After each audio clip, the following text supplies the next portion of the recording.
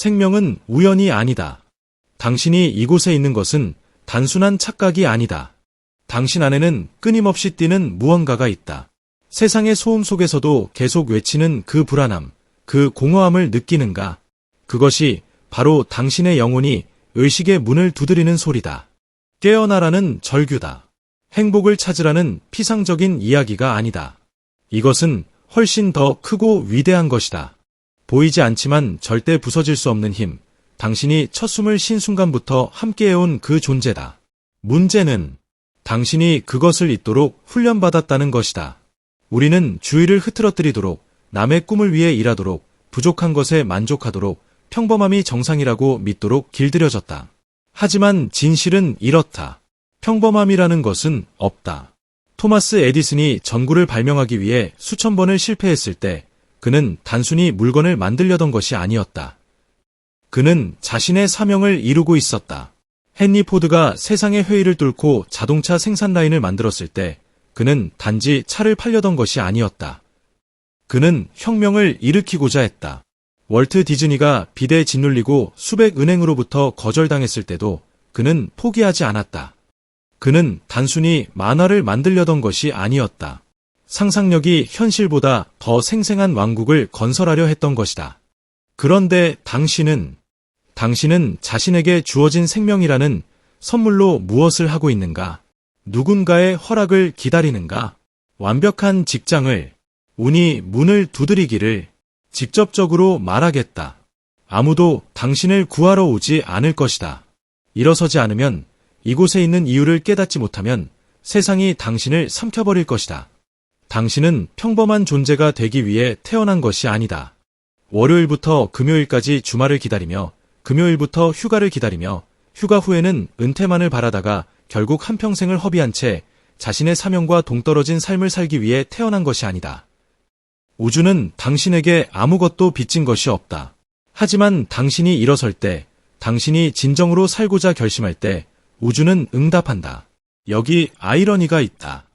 대부분의 사람들은 인생의 방향을 정하는 것보다 휴가 여행 계획을 더 세세히 세운다.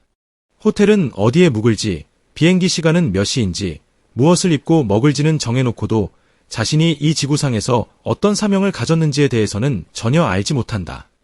이것의 심각성을 이해하는가? 당신이 자신의 목적을 선택하지 않으면 세상이 당신을 위해 선택해준다. 그리고 대부분의 경우 세상은 당신을 다른 이들의 목적을 위해 일하게 만든다. 목적 없는 사람들은 목적 있는 사람들을 위해 일한다. 봉사하는 것 자체가 나쁜 것은 아니다. 단, 그것이 의식적인 선택이어야 한다. 돈, 지위, 타인의 인정을 넘어서는 무엇이어야 한다. 하지만 매일 아침 가슴에 멍울이 생기고 한숨이 나오며 자신의 인생이 더 커야 한다는 느낌이 든다면 그것은 당신이 자신의 사명과 동떨어져 있다는 증거다. 착각하지 마라. 목적을 가지고 사는 것은 쉽지 않다. 매일이 전쟁이다.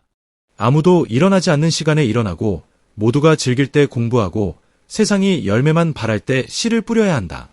스티브 잡스는 우연히 기술 혁명을 일으킨 것이 아니다.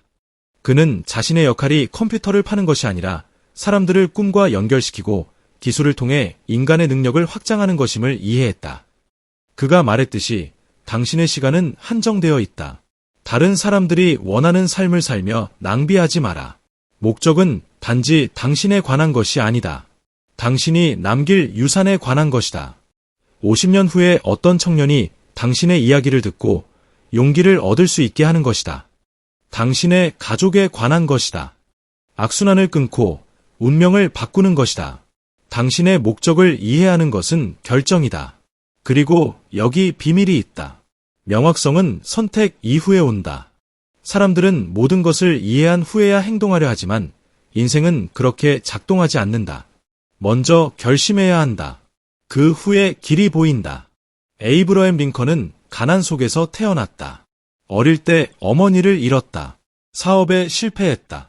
선거에서 졌다. 하지만 그는 미국 역사상 가장 위대한 대통령 중 한 명이 되었다. 왜일까? 그는 자신이 희생자가 되기 위해 이 세상에 온 것이 아니라는 것을 알았기 때문이다. 그는 사명이 있었다.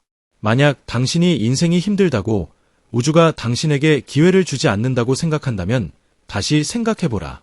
당신을 거부하는 것은 우주가 아니다. 당신이 아직 자신의 힘을 깨닫지 못한 것이다.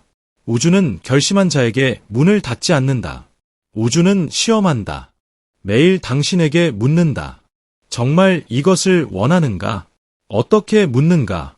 시련을 통해, 지연을 통해, 닫힌 문을 통해, 외로움을 통해 우주는 당신이 포기할 것인지 자신이 원하는 것을 얻을 자격이 있음을 증명할 것인지 알고 싶어 한다. 당신이 자신의 목적을 정의하지 않으면 세상이 당신의 운명을 정의해준다. 그리고 깨어나지 않은 자들의 운명은 평범함, 좌절, 후회다. 그러나 일어서는 자, 자신의 부름을 이해하는 자에게 운명은 풍요, 성취, 죽음도 지울 수 없는 유산이다. 당신은 작게 살기 위해 태어난 것이 아니다. 타인의 승인을 구걸하기 위해 태어난 것이 아니다. 운이 트이기를 기다리기 위해 태어난 것이 아니다. 당신은 창조하기 위해, 영향력을 미치기 위해, 변화를 일으키기 위해 이곳에 있다. 열쇠는 결정에 있다. 당신이 더 이상 평범한 삶을 용납하지 않기로 결심하는 순간 무엇인가 변한다. 당신의 걸음이, 생각이, 행동이 달라진다. 당신을 원하는 곳으로 데려가지 않는 초대를 더 이상 받아들이지 않는다. 당신의 성장을 돕지 않는 사람들에게 에너지를 낭비하지 않는다. 당신의 에너지가 소중하며 당신의 생명이 기적이며 기적은 낭비되도록 만들어진 것이 아니라는 것을 이해한다. 당신은 보이지 않는 것과 보이는 것 사이의 달이다. 당신이 세상에서 보는 것은 당신 내면에서 비롯된다. 부족함을 보면 부족함을 창조한다. 풍요를 보면 풍요를 창조한다. 한계를 보면 한계 속에 산다. 확장을 보면 당신은 막을 수 없는 존재가 된다. 또 다른 비밀을 알려주겠다. 당신의 목적은 이미 당신 안에 있다. 찾아야 할 것이 아니라 깨달아야 할 것이다. 그것은 당신의 심장을 뜨겁게 만드는 것들 속에 있다. 당신을 분노하게 하는 불의 속에 있다. 당신이 극복한 고통 속에 있다.